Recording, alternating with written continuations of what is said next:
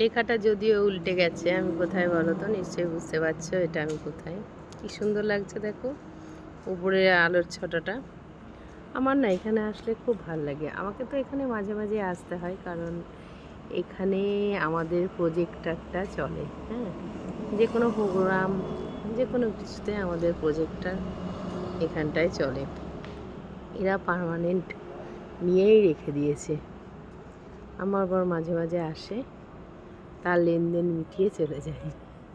কেমন লাগছে তোমাদের? আর লেখাটা উল্টে গেলেও তোমরা নিশ্চয়ই বুঝতে পারছো, বলো? আর আরেকটা কথা শোনো, আমি কিন্তু ভেতরে যাই না।